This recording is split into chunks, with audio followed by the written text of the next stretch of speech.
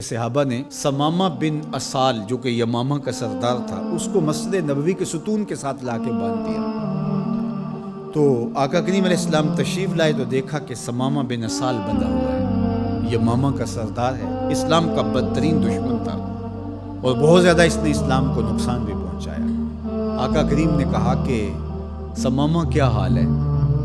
تو اس نے کہا کہ اگر آپ مجھے قتل کریں تو میرا قتل رائے گا نہیں جائے گا، اور اگر آپ میرے عوض کوئی مال لینا چاہیں تو آپ حکم کریں، میں کنگال نہیں ہوں کہ نہ دے سکوں، اور اگر آپ مجھے یوں ہی چھوڑ دیں تو میں احسان فراموش شخص نہیں ہوں، اس نیکی کا بدلہ دوں گا۔ حضور علیہ السلام نے کچھ نہیں کہا اور چلے گئے۔ دوسرے دن حضور پھر تشریف لائے اور پھر کہا کہ ثمامہ سنا کیا حال ہے؟ اس نے یہی باتیں دوبارہ کی کہ اگر آپ مجھے یوں ہی چھوڑ دیں تو مجھے احسان فراموش نہیں پائیں گے، خاندانی شخص ہوں، اس کا بدلہ چکوں گا، اور اگر آپ میرے عوض کچھ لینا چاہیں تو کوئی کنگال شخص نہیں ہوں کہ کچھ دے نہ سکوں، اور اگر آپ جو ہے وہ مجھے قتل کر دیں تو کوئی معمولی شخص نہیں ہوں کہ میرا قتل یوں ہی بھلا دیا جائے گا، اس کے بدلے میں خون کی ندیاں بہیں گی۔ حضور پھر خاموشی سے گزر گئے۔ تیسرے دن حضور پھر آئے اور کہا ثمامہ کیا حال ہے؟ اس نے پھر وہی باتیں کی کہ اگر آپ مجھے یوں ہی معاف کر دیں تو احسان فراموش نہیں ہوگا، اور اگر آپ مجھے قتل کر دیں تو میرا قتل رائے گا نہیں جائے گا، اور اگر آپ یوں ہی چھوڑ دیں تو پھر اس کے جواب میں میری طرف سے جو رد عمل ہوگا وہ بھی دیکھنے والا ہوگا۔ تینوں دن یہی بات کہی، لیکن حضور تینوں دن اس کی گفتگو سنتے رہے۔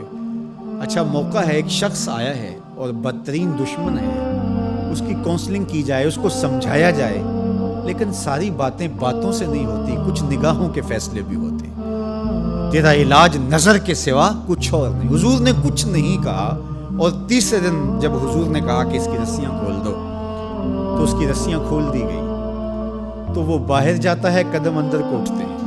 حضور نے تو چھوڑ دیا، لیکن اب وہ جائے تو کہاں جائے؟ پر کاٹ کے میرے کہا صیاد نے مجھ سے، جا تجھے کشمکش دہر سے آزاد کیا۔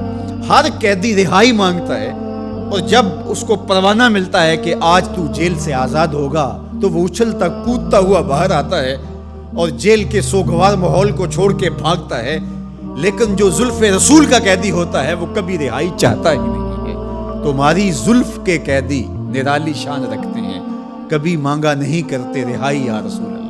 اب وہ باہر چلا گیا اور غسل کر کے پھر پلٹ آیا اور حضور علیہ السلام کے ہاتھ پہ بیعت اسلام کرتا ہے۔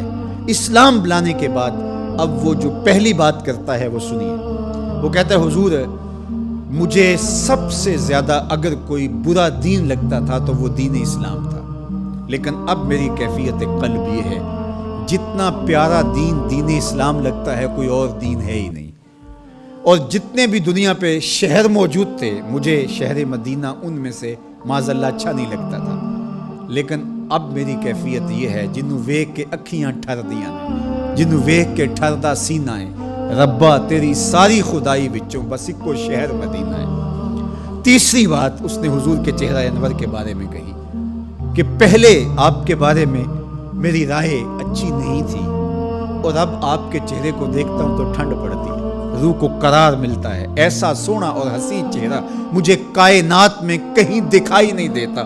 مکھ چند بدر شاہ شانی ہے، متھے چمک دی لاٹ نورانی ہے، کالی زلف تے اکھ مستانی ہے، مخمور رکھی ہن مد بھریاں۔ اب اسلام لانے کے بعد جو فوری تبدیلی اس نے محسوس کی اس کو بیان کیا۔